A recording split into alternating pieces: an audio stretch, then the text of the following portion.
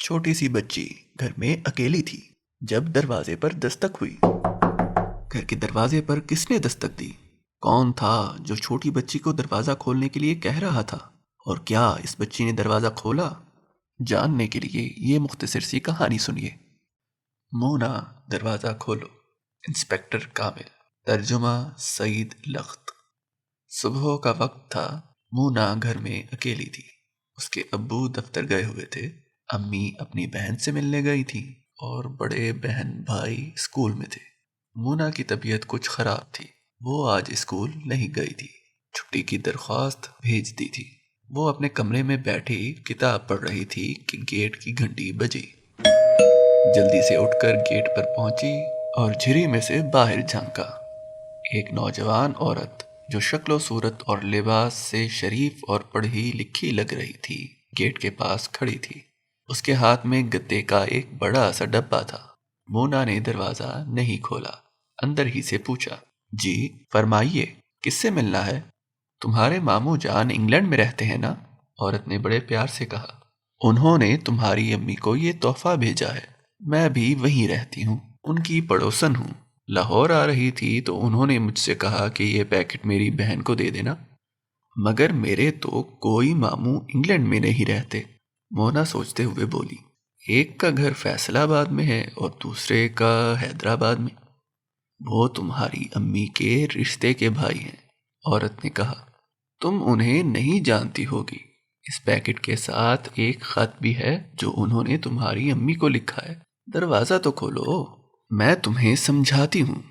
مونا کا ہاتھ کنڈے کی طرف بڑھا مگر پھر فوراً ہی رک گیا۔ اسے اپنے ابا کی وہ نصیحت یاد آ گئی جو انہوں نے چند روز پہلے اسے کی تھی۔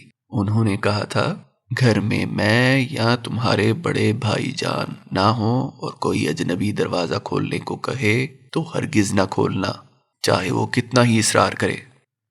معاف کیجیے، مونا نے بڑے ادب سے کہا، میں آپ کو اندر نہیں بلا سکتی، گھر میں میرے سوا کوئی نہیں ہے۔ آپ دوپہر کے بعد نہیں آ سکتی؟ نہیں، یہ ممکن نہیں ہے، عورت بولی۔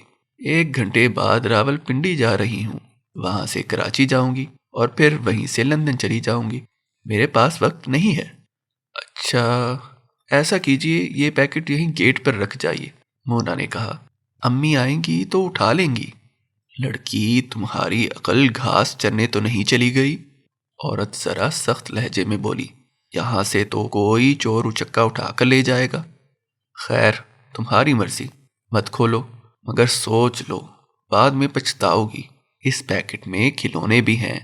مونا نے سوچا، عورت بری نہیں ہو سکتی، اتنے خوبصورت کپڑے پہنے ہوئے ہیں، میک اپ بھی ٹھیک ٹھاک کیا ہوا ہے، بات چیت سے بھی شریف لگتی ہے۔ اس نے کہا، ٹھہریے، کھولتی ہوں۔ یہ کہہ کر اس نے گیٹ کے چھوٹے دروازے کا کنڈا سرکایا اور دروازہ کھول کر باہر قدم رکھا ہی تھا کہ عورت نے اسے دھکا دے کر پیچھے گرا دیا اور پھر اندر آ گئی۔ مونا ہکا بکا آنکھیں پھاڑے اسے تک رہی تھی، مارے خوف کے اس کی زبان گنگ ہو گئی تھی۔ باہر دروازے کی آڑ میں ایک موٹا سا آدمی کھڑا تھا۔ وہ جلدی سے اندر آیا اور دھڑ سے دروازہ بند کر دیا۔ عورت جو پہلے بڑی نیک اور شریف دکھائی دے رہی تھی اب خونخوار شیرنی لگ رہی تھی۔ اس نے ایک ہاتھ سے مونا کا گلا دبایا اور ڈانٹ کر بولی، آواز نکالی تو گلا گھونٹ دوں گی، چپ چاپ پڑی رہو۔ اس عرصے میں عورت کا ساتھی مونا کے ابو امی کے کمرے میں گھس چکا تھا اور مونا کو الماریوں اور سائڈ بورڈوں کے کھلنے اور بند ہونے کی آوازیں آ رہی تھیں۔ وہ آدمی ایک ایک چیز کی تلاشی لے رہا تھا۔ اسے روپے، پیسے اور زیورات کی تلاش تھی۔ تھوڑی دیر بعد وہ کمرے سے باہر آ گیا۔ اس کے ہاتھوں میں پلاسٹک کے 2 تھیلے تھے جن میں نوٹ، انعامی بانڈ، ٹکٹ اور سونے کے زیورات بھرے ہوئے تھے۔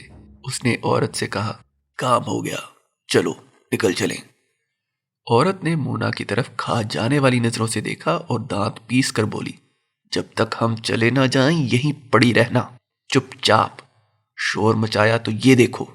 اس نے جیب میں سے چاقو نکالا اور اسے کھول کر بولی، گلا کاٹ دوں گی۔ پہلے عورت باہر نکلی، اس نے احتیاط سے ادھر ادھر دیکھا اور جب اطمینان ہو گیا کہ گلی میں کوئی نہیں ہے تو مرد کو باہر آنے کا اشارہ کیا۔ کچھ دیر بعد مونا کو موٹر سائیکل سٹارٹ کرنے کی آواز آئی اور چند لمحوں بعد وہ پٹ پٹ کرتی دور نکل گئی۔ اس کے بعد کیا ہوا یہ بتانے کی ضرورت نہیں، البتہ یہ بتانے کی ضرورت ہے کہ اس کہانی میں آپ کے لیے ایک بہت بڑا سبق ہے۔ بچوں، آپ کو یہ معلوم ہونا چاہیے کہ شریف آدمی کے بھیس میں شیطان بھی ہو سکتا ہے۔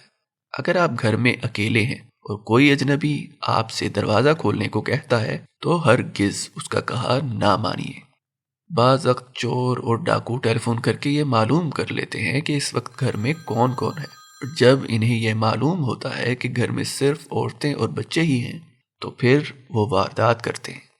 اگر آپ کے گھر میں ٹیلی فون ہے اور آپ سے فون پر کوئی آپ کے ابو یا بھائی جان کے بارے میں پوچھے تو اس سے کہیے کہ اس وقت وہ بہت ضروری کام کر رہے ہیں، آپ پیغام دے دیں یا کچھ دیر بعد فون کر لیں۔ یہ ہرگز نہ کہیے کہ گھر میں کوئی مرد نہیں،